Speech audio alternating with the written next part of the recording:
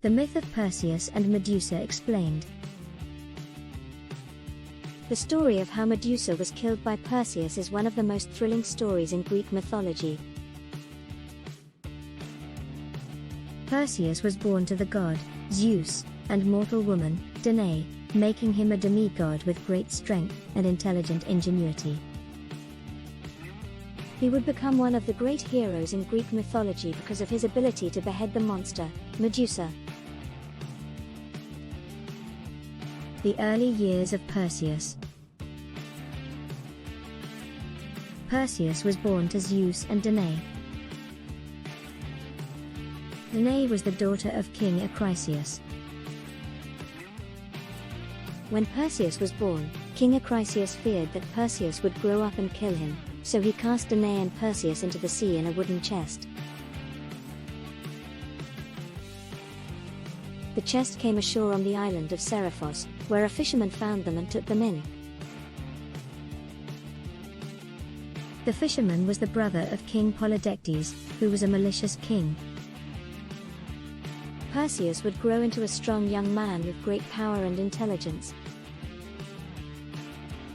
King Polydectes falls in love. King Polydectes had fallen in love with Danae and made her his slave. Perseus wanted to protect his mother, and Polydectes knew Perseus would protect her at all costs. Some versions of the myth describe Polydectes as requiring Perseus to bring him a gift, while other versions of the myth send Perseus on a dangerous quest to keep him from overpowering the king.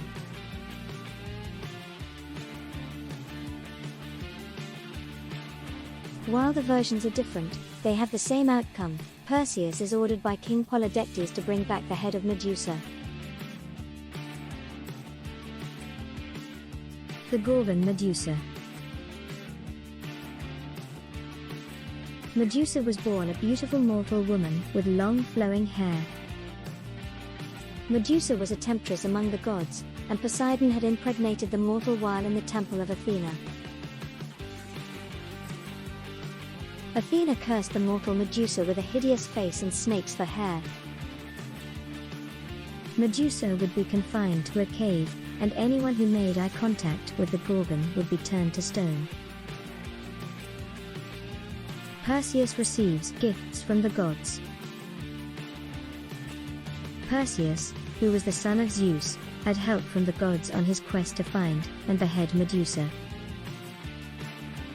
Hades, god of the underworld, gave Perseus the cap of invisibility. Hermes, god of travel, gave Perseus a pair of winged sandals. Athena, god of women, gave Perseus a reflective bronze shield, and Hephaestus, god of fire and the forge, gave Perseus a sword. Perseus finds and beheads Medusa. Using the gifts from the gods, Perseus locates and enters Medusa's cave. Perseus finds Medusa asleep inside her cave and makes sure not to wake her. Perseus takes the reflective bronze shield from Athena and holds it up to use as a mirror to locate Medusa. Walking backward towards Medusa, Perseus continues to hold the shield in the air to keep a clear view of Medusa, making sure to only look at Medusa in the shield. As Perseus crept closer to Medusa, he wielded the sword that Hephaestus had given him and beheaded the monster. As Medusa was beheaded, she birthed Pegasus and Chrysaor from her neck, who were Poseidon's children. Perseus threw Medusa's head into his satchel and journeyed home. Perseus uses Medusa's head as a weapon. On his way home, Perseus came upon Andromeda, a beautiful woman embedded into a rock on the shore. The Cetus was a sea monster in the water below that was imminent to eat Andromeda. Perseus slew the monster and rescued Andromeda from the rock. Perseus desired to marry Andromeda, who had been promised to marry Phineus. As Perseus and Andromeda were to be married, Phineus attempted to fight Perseus. Perseus used the head of Medusa to turn Phineus into stone. Perseus and Andromeda returned to see King Polydectes and set his mother free. Perseus used the head of Medusa to turn Polydectes into stone. The moral of the story. The story of Perseus and Medusa is told to teach various life lessons. Perseus is cast out into the sea in a wooden chest with his unfaithful mother, yet they survive the rough seas by praying to Poseidon for the seas to be calm.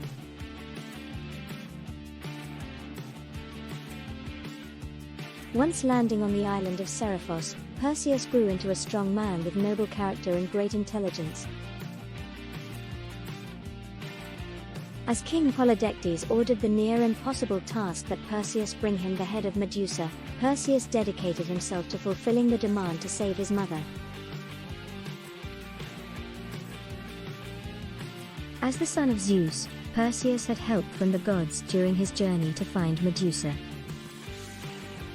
Perseus used these gifts to locate Medusa and behead her, but it was also his strength, courage, and intelligence that helped him succeed. His courage, strength, and intelligence was also the reason that Perseus saved Andromeda from the Cetus and returned home with her, slaying both Phineus and Polydectes with the head of Medusa by turning them into stone.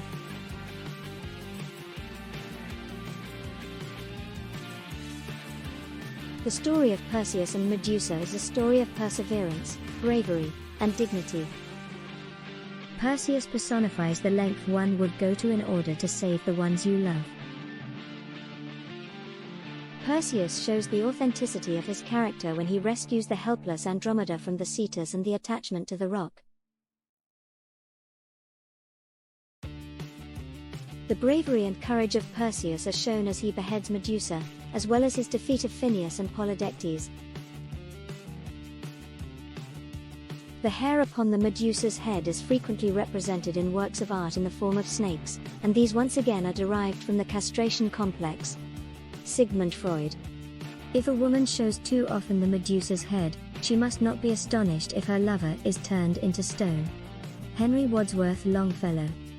The terror of the Medusa is thus a terror of castration that is linked to the sight of something. Sigmund Freud. You're probably wondering, why were Medusa's kids a golden warrior and a winged horse? And how had they been stuck in Medusa's body all those years? Heck, I dunno. Rick Riordan. In mythology, the Medusa can petrify people with a look, which is a good thing, I think. But the Medusa is a unique symbol, something strong. Donatella Versace. When Medusa looks in the mirror, she sees the Lady of Sorrows. Mason Cooley. The luminous winged stallion of the Greeks, Pegasus, emerged from the life force of womanly wisdom in its darkest, most disturbing aspect. Linda Kohanov. Pegasus's dad was Poseidon, the god of the sea, and his mom was Medusa, an evil Gorgon who had fangs and lizard skin and living snakes for hair. And you thought your family was weird? Evan Coleman.